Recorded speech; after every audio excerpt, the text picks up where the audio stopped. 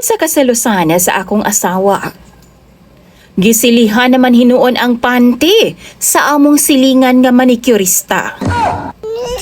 Naagid ay mga babaeng wa na sa lugar kung magselos DJ Sam. Kanang mawad-an na bitaw maayong pamatasan? Mayro ba ang tagtinuod nga pulos ra pud baya duda? Tawagan na lang ko sa pangalang Mario. Ug mao na nga akong gikalagutan sa akong asawa karon. Duna na ko'y 5 ka mga anak DJ Sam. Ug parehas na pud sila nga dunay mga pamilya.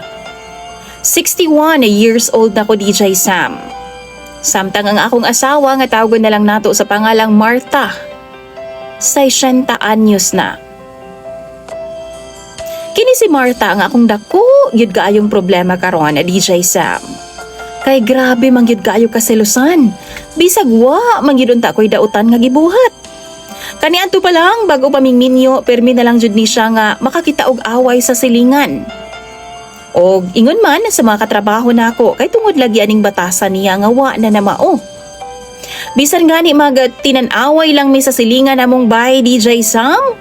Duulon jud na niya glaparuhon basta kay makakita siya. Kabalo ka DJ Sam, dili na nako maihap.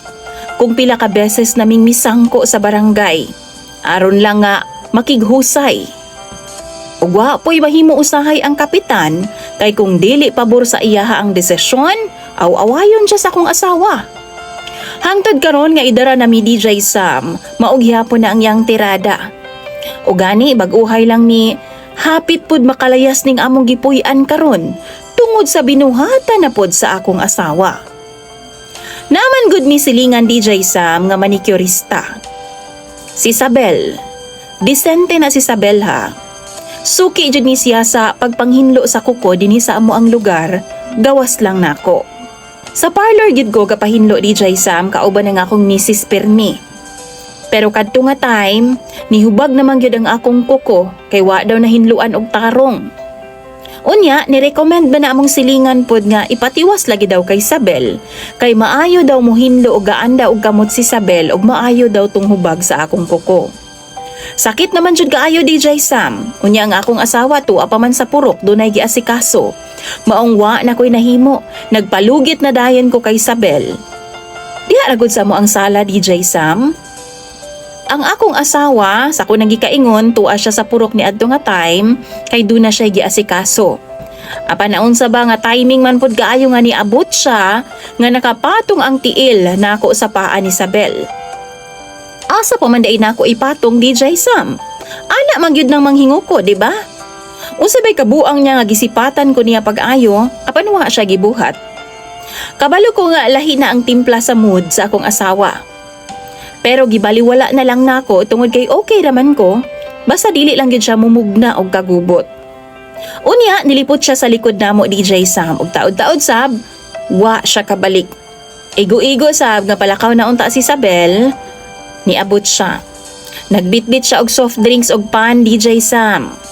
Giagda niya og snacks si Isabel.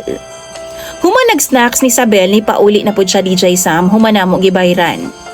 Why hisgot ang akong asawa og para sa ako natingala kay ko himala. Apan pagkagabi ana DJ Sam, kalit lang nagagubot sila si Isabel ug ang iyahang pamilya. Kay lagi naglumbaanay og paandar sa motor kay dalhon daw sa klinik si Isabel. Kabalo mo nga no, kay ang iyaha daw bilahan, mura daw gidabdaban sa kainit og kasakit. Nadungog sa among lugar, DJ Sam, nga gisilihan daw ang panty ni Isabel nga gihayhay ni anang adlawan pa. Kaila ko sa akong asawa, mao ako adayon siyang gikompronta DJ Sam. Og sakto gyud ko, may lain pa ba?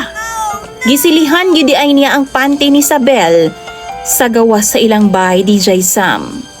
Nagselos daw siya kay chancing daw kaayo si Isabel. Bigaon daw. Pwede ramang gid unta daw nga sa bangko ipatong ang tiil.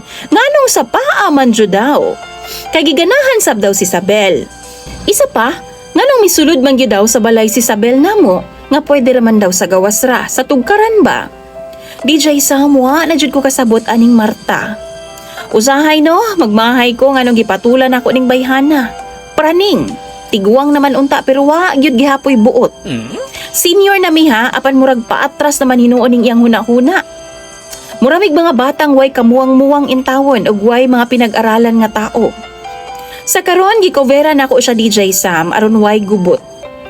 Apan hangtod kanus aman. DJ Sam, unsa man tayo buhato nako ani akong asawa oy. Basin asa pa nimo abot ang iyang kabuang. Nabalaka na kaayo ko pag-ayo. Palihog tabangi og tambagi ko ninyo mga followers ni DJ Sam. Mario.